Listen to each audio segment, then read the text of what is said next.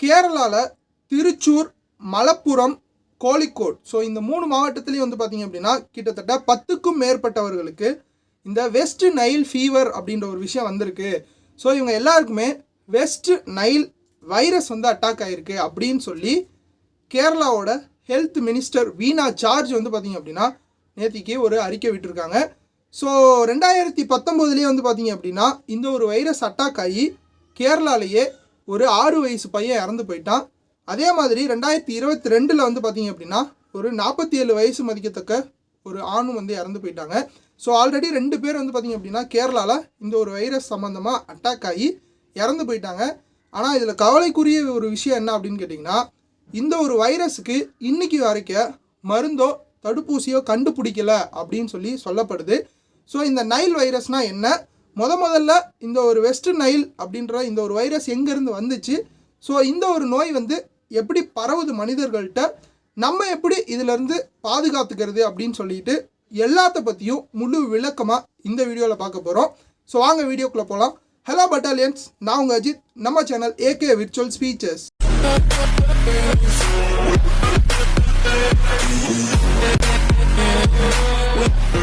West Nile virus அப்படின்னு சொல்லக்கூடிய இந்த ஒரு பர்டிகுலரான வைரஸ் முதல்ல எங்கே கண்டறியப்படுது அப்படின்னா 1937 வருஷம் கிழக்கு ஆப்பிரிக்காவில் உகாண்டா நாட்டில் தான் வந்து முதல்ல கண்டுபிடிக்கிறாங்க. ஸோ இந்த ஒரு வைரஸ் அதுவும் ஒரு பெண்ணுக்கு தான் வந்து அட்டாக் ஆகிருக்கு அப்படின்ற மாதிரி கண்டுபிடிக்கிறாங்க. ஸோ இப்படி கண்டுபிடிக்கப்பட்ட இந்த ஒரு வைரஸுக்கு ஏன் வெஸ்ட் நைல் வைரஸ் அப்படின்ற பேர் வந்துச்சு அப்படின்னா, உகாண்டா நாட்டிலேயே வெஸ்ட் நைல் மாவட்டத்தில் முதல்ல இந்த ஒரு வைரஸை கண்டுபிடிச்சதுனால இந்த ஒரு வைரஸ்க்கு வெஸ்ட் நைல் வைரஸ் அப்படின்னு சொல்லியே பேர் வச்சிடறாங்க. ஸோ இந்த ஒரு வைரஸ் எப்படி மனிதர்கள்ட்ட பரவுது அப்படின்னா, கியூலெக்ஸ் அப்படின்ற கொசு இனங்கள் மூலியமாக மனிதர்களுக்கு வந்து பரவுது. ஸோ இந்த ஒரு வைரஸ் வந்து ஃப்ளவி வகை வைரஸாக இருக்கலாம் அப்படின்னு சொல்லி ஆராய்ச்சியாளர்கள்லாம் சொல்கிறாங்க. இப்படி முதல்ல 1937 கண்டுபிடிக்கப்பட்டாலும் 1953 வருஷம் வந்து பார்த்திங்க அப்படின்னா இந்த நைல் நதிக்கரையில் டெல்டா பகுதின்னு சொல்லுவாங்க இல்லைங்களா, ஸோ அந்த டெல்டா பகுதியில் சில பறவைகளுக்கும் வந்து இந்த ஒரு வைரஸ் அட்டாக் ஆகிருக்கு அப்படின்னு சொல்லி 1953 கண்டுபிடிக்கிறாங்க. அதுக்கப்புறம் வந்து பார்த்திங்க அப்படின்னா 2006 கேரளாக்குள்ளே வந்து இந்த ஒரு வைரஸ் வருது. அதுக்கப்புறம் 2011 தான் இது வந்து வெஸ்ட் நைல் வைரஸ் அப்படின்னு சொல்லியே கண்டறியப்படுது கேரளாலேயே. 2019 ஒரு 7 வயசு பையன் இறந்து போயிடுறான்.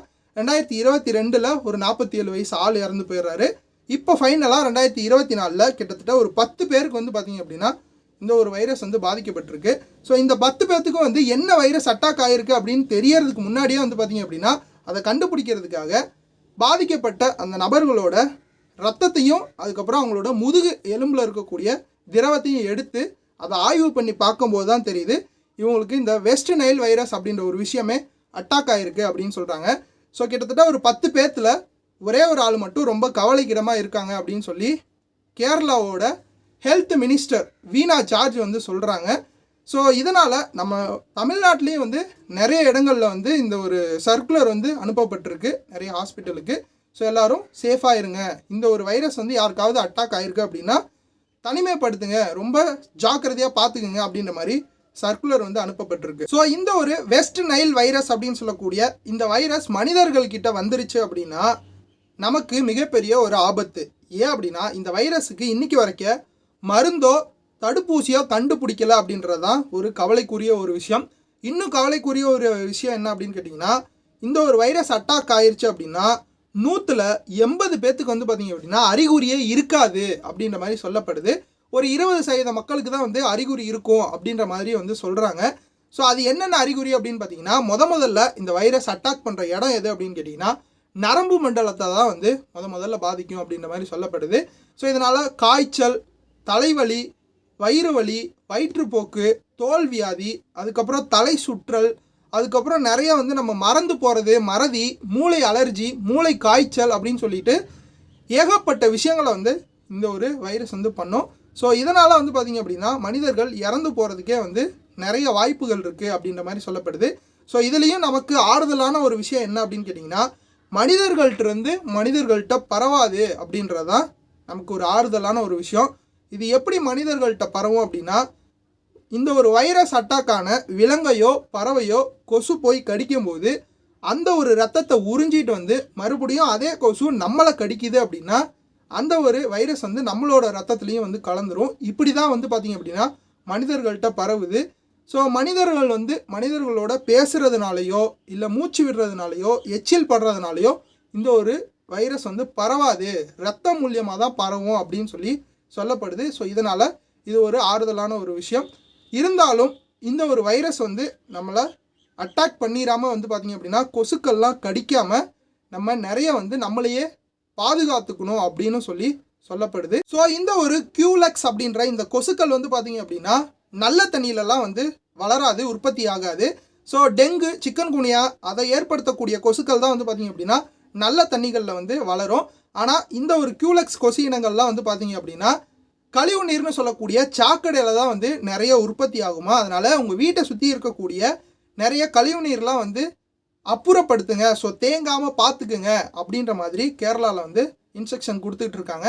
ஸோ இதே காய்ச்சல் நம்ம தமிழ்நாட்டுக்கும் வந்துருச்சுன்னா நம்மளும் வந்து பார்த்திங்க அப்படின்னா கழிவு நீர்லாம் நம்ம வீட்டை சுற்றி தேங்காமல் வந்து பாதுகாத்துக்கணும். அது மட்டும் இல்லாமல் கொசு வந்து நம்மளை கடிக்காமல் இருக்கிறதுக்காக நிறைய வந்து பார்த்திங்க அப்படின்னா கொசு வர்த்திகளை யூஸ் பண்ணலாம். வீட்டில் இருக்கக்கூடிய ஜன்னல்கள்லாம் வந்து பார்த்திங்க அப்படின்னா கொசு வலையை வந்து போடலாம். நைட்டு தூங்கும்போது வந்து பார்த்திங்க அப்படின்னா கொசு வலையெல்லாம் நம்ம தூங்கலாம். அது மட்டும் இல்லாமல் இந்த கொசு பேட்டை வச்சு நம்ம இந்த கொசு வந்து கடிக்காமல் பார்த்துக்கலாம். ஸோ ஃபுல் ஹேண்ட் ஷர்ட் போடலாம். நிறைய வந்து பார்த்திங்க அப்படின்னா கையில் வந்து ஆயில் அப்ளை பண்ணிக்கலாம். இந்த மாதிரி விஷயங்கள்னால இந்த கொசுக்கள் வந்து நம்மளை கடிக்காமல் நம்ம பாதுகாத்துக்க வேண்டியது நம்மளுடைய கடமை. ஸோ இந்த ஒரு வைரஸ் வந்து பார்த்திங்க அப்படின்னா ஜப்பான் காய்ச்சலுக்கு இணையான வைரஸ் அப்படின்ற மாதிரி சொல்லப்படுது. இருந்தாலும் இதில் ஒரு ஆறுதலான ஒரு விஷயம், ஜப்பான் காய்ச்சல் 18 வயசுக்கு கீழே இருக்க குழந்தைகளை தான் வந்து நிறைய பாதிக்கும்.